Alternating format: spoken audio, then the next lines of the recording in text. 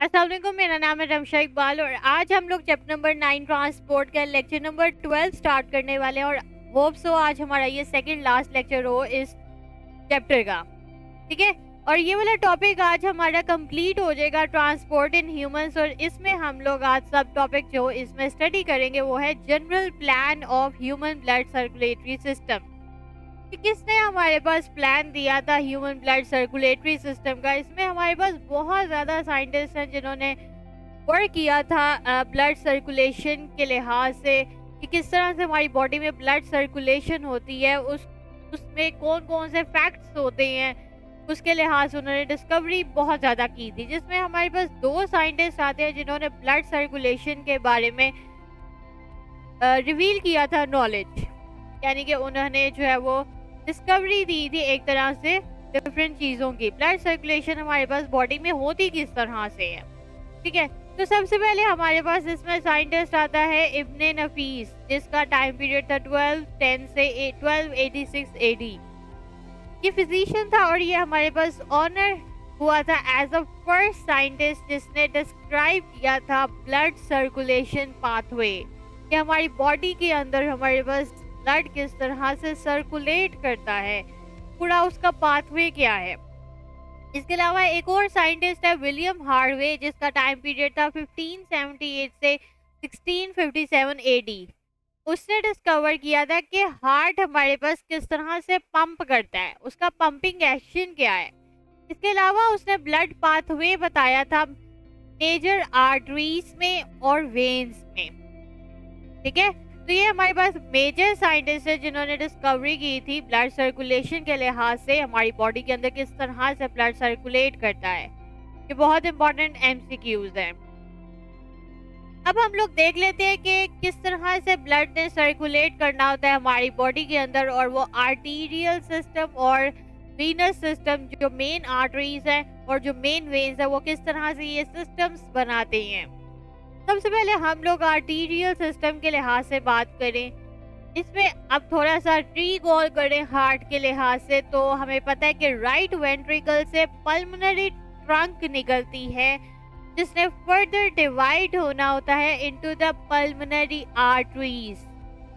Left and right pulmonary arteries में उसने divide होना है, और वो क्या, उसका काम क्या होता है, उसने डीऑक्सीजनेटेड ब्लड को लेके जाना होता है into the right and left lungs, ठीक है।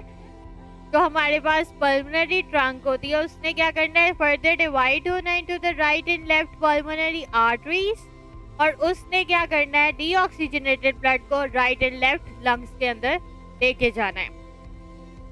अब हम लोग अगर ऑक्सीजनेटेड ब्लड की बात करें, हमें पता है कि वो लेफ्ट वेंट्रिकल से आता है, ठीक है, यानी कि उधर से लीव करता है और फर्दर हमारे पास जो है वो बॉडी के अंदर ट्रांसपोर्ट होना होता है। बॉडी के अंदर किस तरह से ट्रांसपोर्ट होता है, जो लार्ज आर्टरी होती है जिसे हम लोग अयोर्टा कहते हैं, अयोर्टा ने क्या करना है, वो फर्दर असेंड करती है, यानी कि ऊपर की तरफ मूव करती है और बनाती है अयोर्टिक आर्क। आर्क इसलिए इसको कहते हैं क्योंकि ये थोड़ी सी ना लेफ्ट की तरफ टर्न हुई होती है। जिस तरह से हमारे पास आर्क होती है ना, जनरल वे में देखें आर्क जिस तरह होती है, इसी तरीके से ये जो अयोर्टिक आर्क होती है ये थोड़ी सी कर्व हुई होती है लेफ्ट में, ठीक है। इसलिए हम लोग एक तरह से इसको अयोर्टिक आर्क भी कहते हैं, और फर्दर इसने डिसेंड करना होता है इनटू द बॉडी। अब हमारे पास जो अयोर्टिक आर्क होती है, उसकी जो ऊपर वाली सरफेस होती है, उससे हमारे पास 3 आर्टरीज फर्दर निकलती हैं, जिन्होंने सप्लाई करना होता है ब्लड को to the head, shoulders and arms, ठीक है। 3 आर्टरीज निकलनी है, हेड की तरफ, शोल्डर्स की तरफ और आर्म्स की तरफ। ये आ गई ऊपर वाली साइड। अब हम लोग अयोर्टा के नीचे की तरफ जाते हैं। अयोर्टा जैसे नीचे थोरेक्स की तरफ पास करता है तो वो बनाता है डोर्सल अयोर्टा। ये मैं आपको ना बुक में डायग्राम से भी जब पढ़ाऊंगी तो अब आप लोग को फिर अच्छे तरीके से क्लियर हो जाएगा, ठीक है। अच्छा, अब अयोर्टा ने जैसे नीचे की तरफ पास करना वो बना दिया डोर्सल अयोर्टा, जिसकी आगे फर्दर हमारे पास डिफरेंट ब्रांचेस निकलती हैं, जिसमें से कुछ हमारे पास ब्रांचेस यहाँ पे बताई हुई हैं। जिसमें हमारे पास सबसे पहले इंटरकोस्टल आर्टरीज आती हैं, जिसने क्या करना है, सप्लाई करना है ब्लड को टू द रिब्स। ठीक है। सेकेंड हमारे पास आर्टरी आती है coeliac artery and superior mesenteric artery, जिसने सप्लाई करना है blood to the digestive tract. Third हमारे पास आर्टरी आती है हेपेटिक आर्टरी, जिसने सप्लाई करना है ब्लड टू लिवर। हेपा जहाँ पे भी होगा, यानी यानी कि आप अगर कहीं पे भी हेपा से रिलेटेड कुछ भी स्टडी करेंगे, वहां पे लिवर के लिहाज से बात होगी। ठीक है। अच्छा, अब हम लोग ये देख रहे हैं कि किस तरह से हमारे पास अयोर्टा थी, उसने फर्दर ऊपर की तरफ डिवाइड हुआ है। ऊपर से हमारे पास ब्लड कहाँ कहाँ चले गया, हेड में चले गया, शोल्डर्स में चले गया, इसके अलावा आर्म्स में चले गया। अगर हम अयोर्टा के नीचे के हिस्से की बात करें तो इसमें हमारे पास इंटरकोस्टल आर्टरीज को देख लिया, सीलिक आर्टरी को देख लिया, हेपेटिक आर्टरी को देख लिया। तो डिफरेंट हमारे पार्ट्स में अब ब्लड जो है वो जाता जा रहा है। अब इसके नीचे अगर हम बात करें तो हमारे पास यहाँ पे पेयर होता है रीनल आर्टरीज का। रीनल का वर्ड जहाँ पे भी आएगा वहां पे किडनी की बात होनी है, ठीक है, जहाँ पे भी बात आएगी।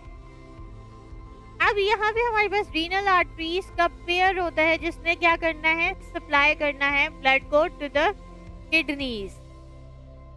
उसके बाद आती है हमारे पास गोनेडल आर्टरीज, जिसने सप्लाई करना होता है ब्लड को टू द गोनेड।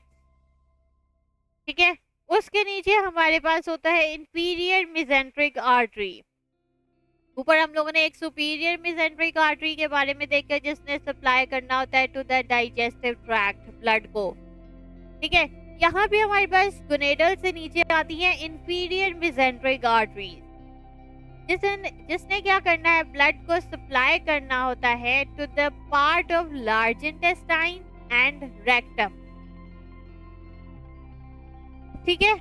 फिर उसके बाद क्या होता है, अयोर्टा फर्दर डिवाइड होती है into the two common iliac arteries. यहाँ पे हमारे पास दो कॉमन इलियक आर्टरीज हैं। दोनों कॉमन इलियक आर्टरीज ने फर्दर डिवाइड होना into the internal iliac artery and external iliac artery. ऐसा नहीं है कि आप यहाँ पे मिक्स ना कर दीजिएगा कि कॉमन इलियक आर्टरी है तो एक हमारे पास इंफीरियर बन जाएगी, और सॉरी इंटीरियर इलियक आर्टरी बन गई है, और दूसरी हमारे पास एक्सटर्नल इलियक आर्टरी बन जाएगी। ऐसे नहीं है। ऐसा है कि हमारे पास दो कॉमन इलियक आर्टरीज और दोनों ने फर्दर हमारे पास डिवाइड करना into the interior iliac artery and external iliac artery. ठीक है। अब ये जो दोनों की हमारे पास एक्सटर्नल इलियक आर्टरी की बात करें, उन्होंने बनानी होती है आगे फीमोरल आर्टरी अपर थाई में।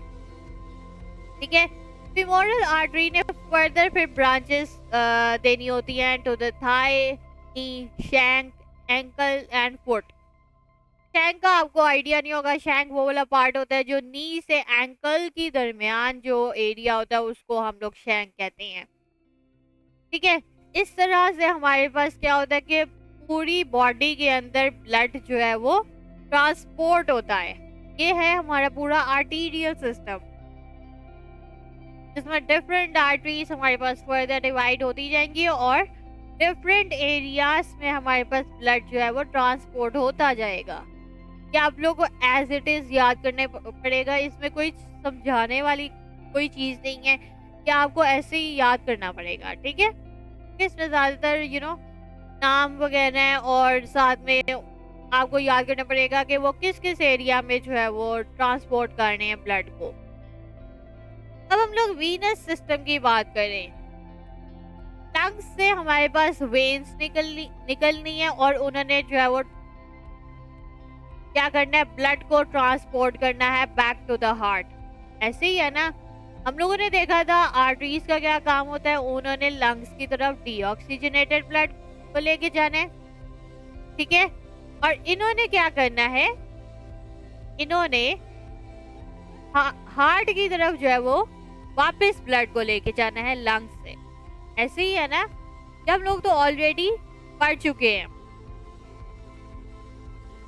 अच्छा, अब हमारे पास दो मेजर वेन्स आती हैं जिन्होंने कैरी करना होता है ऑक्सीजनेटेड ब्लड को from the rest of the body, यानी कि उन्होंने पूरी बॉडी से वापस हार्ट की तरफ अब ऑक्सीजनेटेड ब्लड को लेके आना है। इसमें हमारे पास दो मेजर वेन्स हैं, superior vena cava and inferior vena cava.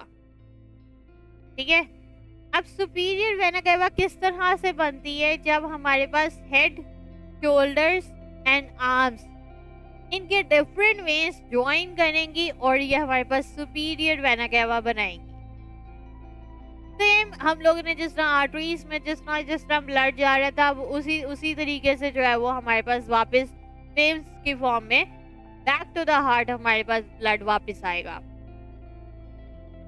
अच्छा, अब लेग्स से अगर हम लोग बात स्टार्ट करें तो डीऑक्सीजनेटेड ब्लड किस तरह से रिटर्न करेगा टू द हार्ट बाय, इसमें हमारे पास बहुत ज्यादा वेन्स होती हैं जिन्होंने एम्प्टी करना है into the inferior vena cava.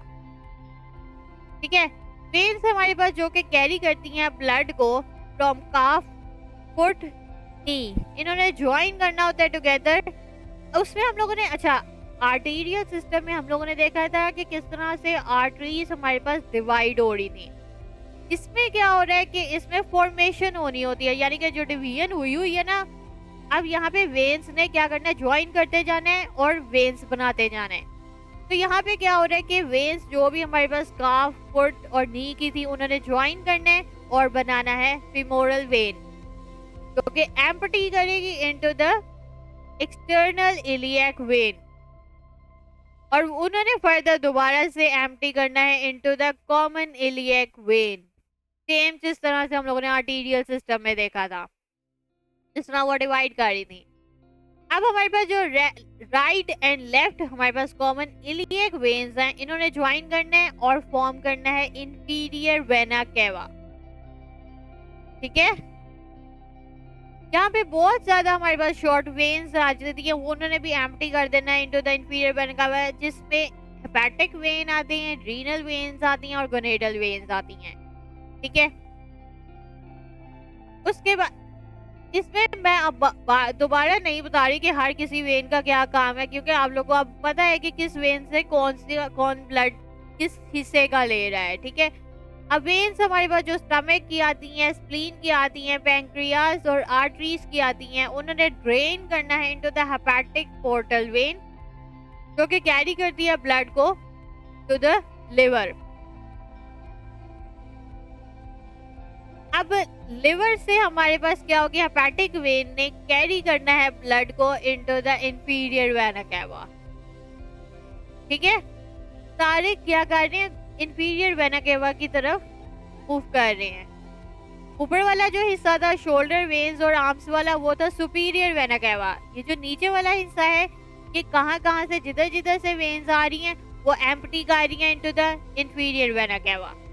अब हमारे पास जो दो रीनल वेन्स आती हैं, उन्होंने कैरी करना है ब्लड को फ्रॉम किडनीज। गोनेडल वेन्स आएंगे, उन्होंने गोनेड से करना है to the inferior vena cava. ठीक है, तो सारे ब्लड जो है वो सारा ब्लड कहाँ पे आ रहा है, इंफीरियर वेना केवा में आ रहा है। थोरेसिक कैविटी में देखें तो इंफीरियर वेना केवा कहाँ से रिसीव करता है वेन्स को, फ्रॉम थोरेसिक वॉल्स आ जाती हैं या रिब्स आ जाती हैं, और उसके बाद हमारे पास क्या होती है, ये ब्लड मूव करता है back to the heart. Simple सी बात है, जो आर्टीरियल सिस्टम में जिस तरह से आर्टरीज डिवाइड हो रही थी, वो ब्लड को हर जगह लेके जा रही थी, वीनस सिस्टम में क्या हो रहा है कि हर जगह से वेन्स जो है वो ज्वाइन कर रही हैं और ब्लड को लेके जा रही हैं और एम्प्टी कर रही हैं into the inferior vena cava, यानी कि मूव कर रहा है ब्लड इंफीरियर वेना केवा की तरफ और वो मूव कर रही है बैक टू द हार्ट। ठीक है, अब मैं आपको बुक से पढ़ा देती हूँ।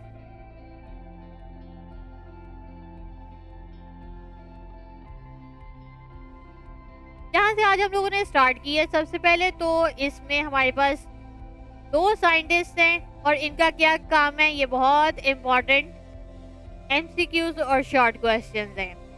ठीक है, आर्टीरियल सिस्टम में हम लोगों ने ये डिफरेंट हम लोगों ने पूरा पाथवे स्टडी किया है। ये सारा आप लोगों को शॉर्ट क्वेश्चंस में ये ज्यादा नहीं आता, ये इम्पोर्टेंट लॉन्ग क्वेश्चन है, डायरेक्ट लॉन्ग क्वेश्चन में ही आएगा ये। Even though the heart chambers are continually bathed with the blood, this does not nourish heart muscles. The blood supply to the heart muscles is provided by coronary arteries which emerge from the base of the aorta. Heart muscles are drained by coronary veins which empty into the right atrium. Coronary arteries and veins are collectively called coronary circulation and is a part of the systemic circulation. ये बहुत important short question है, इसको mark कर लें। इसमें ये लिखा हुआ है कि हमें पता है कि हार्ट चैम्बर्स जितने भी होते हैं वो कंटिन्यूसली उसके अंदर ब्लड प्रेजेंट होता है, ठीक है, लेकिन ये हमारे पास नरिश नहीं करते हार्ट मसल्स को। तो हमारे पास जो ब्लड सप्लाई होता है ना हार्ट मसल्स में, वो किससे होता है? हमारे पास कोरोनरी आर्टरी से होता है, जो कि अयोर्टा की बेस में हमारे पास उसके नीचे जो है वो ये वाली आर्टरीज प्रेजेंट होती हैं। उन्होंने नरिश करना होता है हार्ट के मसल्स को, और बाद में हार्ट के मसल्स जो है वो ड्रेन किस तरह से होते हैं? वो कोरोनरी वेन से होते हैं, ठीक है। तो ये बहुत ज्यादा इंपॉर्टेंट शॉर्ट क्वेश्चन है। उसके बाद हम लोगों ने वीनस सिस्टम में देखा है, सारी वही टर्म्स हैं और उन्होंने जो है वो ब्लड को सिंपल वापस लेके जाना है।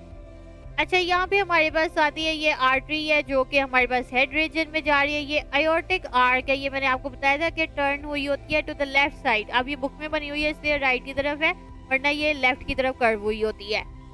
इसके ऊपर हमारे पास 3 आर्टरीज मेन निकलती हैं और वीनस सिस्टम में देखें तो 3 हमारे पास वेन्स जो है वो वापस आती है। एक शोल्डर्स की तरफ जाती है, एक आर्म्स की तरफ, एक हेड की तरफ जाती है, ठीक है। अयोर्टा के नीचे जो हम लोगों ने देखा था वो थी डोर्सल अयोर्टा, ठीक है। डोर्सल अयोर्टा के बाद हमारे पास हेपेटिक आर्टरी यहाँ पे आती है जो लिवर की तरफ जाती है। रीनल आर्टरी जो किडनी की तरफ जाएगी। मेसेंट्रिक आर्टरीज आती हैं जिन्होंने फर्दर आगे डिवाइड होना होता है इलियक आर्टरी में, और नीचे हमारे पास फीमोरल आर्टरी जो कि थाई की तरफ प्रेजेंट होती है। सेम हमारे पास वेन्स में भी यही सारा कुछ लिखा हुआ है, सिर्फ जो ऊपर वाला जो हमारे पास वेन्स होती है वो हमारे पास बनाती हैं सुपीरियर वेना केवा, और जो नीचे वाली होती है जिधर से सब ने ब्लड को लेके आना होता है वो है इंफीरियर वेना केवा। वो एंड पे ये बनती है और वो ब्लड को लेके जाती है बैक टू द हार्ट, ठीक है। ये बहुत इंपॉर्टेंट लॉन्ग क्वेश्चन है। उसके बाद हम लोग नेक्स्ट लेक्चर में कार्डियोवैस्कुलर डिसऑर्डर्स हम लोग स्टडी करेंगे। तो आज के लिए इतना ही। होप सो आपको वीडियो पसंद आई होगी। तो अगर आपको वीडियो पसंद आई है तो लाइक करें, शेयर करें, सब्सक्राइब करें। अगर किसी चीज़ की समझ नहीं आई तो नीचे कमेंट्स में पूछें। लिंक आपको नोट्स का डिस्क्रिप्शन में मिल जाएगा, साथ में एक और लिंक दिया हुआ जो कि प्रोडक्ट स्टोर है। आप वहाँ पे जाएं, कोई चीज़ बाय करना चाहते हैं तो कर सकते हैं। तो आज के लिए इतना ही। अल्लाह हाफिज़।